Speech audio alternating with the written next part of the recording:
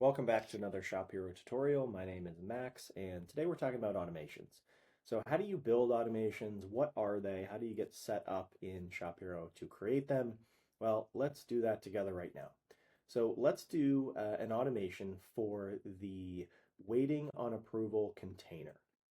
So what I'm going to do is come to my left navigation and find automations in the menu. And I'm going to click the Create Automation button. And automations are essentially a trigger and an action, or a trigger condition and an action. So the trigger is an event. So when something happens, I'll say when a card is moved into a container, and I have a couple different options here, and we're working on adding more options as well. But let's say when a card is moved into a container, and I want that container to be, so container name is, and I'll say waiting on approval.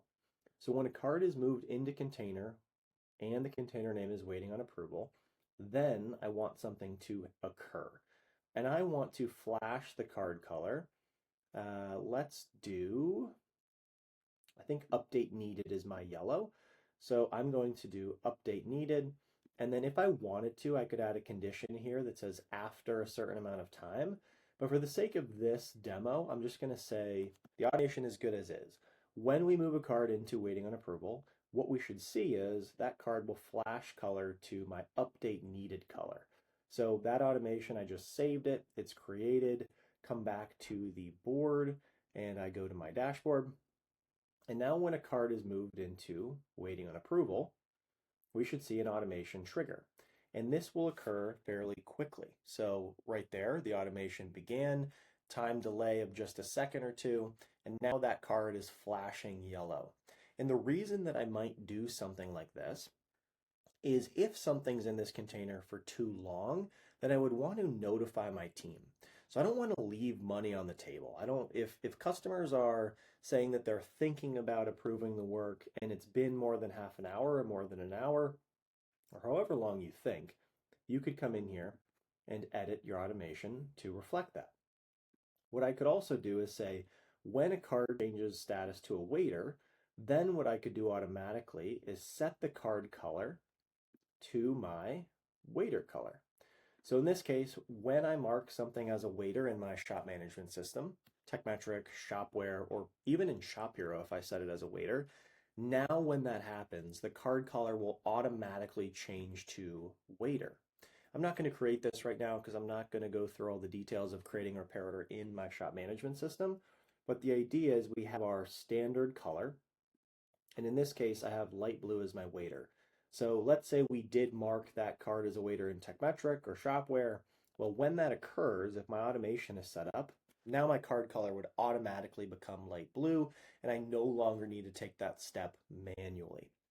The other thing that I will do is I'll show you another automation that I really like, and then I would encourage you to just come in here and see what is possible for you. So let's say when a card is moved into a container, and the container name is, I want to do a technician one. So let's do when the technician container is Nick inspection or inspection Nick, then wiggle card. We'll just keep it really simple. So now when I come back to the dashboard and I assign a card to Nick right here, I'm going to drag and drop it in Nick's container. That card will now trigger the automation so that the card wiggles.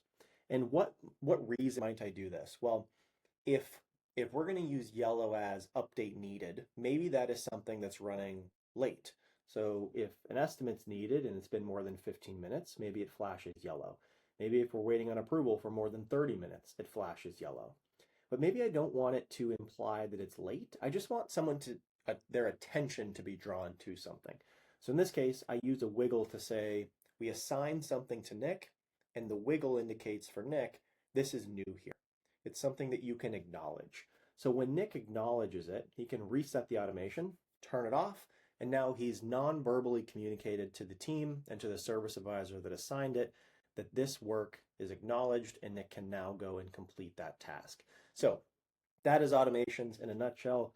Go to your left side menu, automations, create automation, and see what you can build. A couple cool options here, and we have more automations coming soon. So if you have requests, please let us know. And until next time, take care.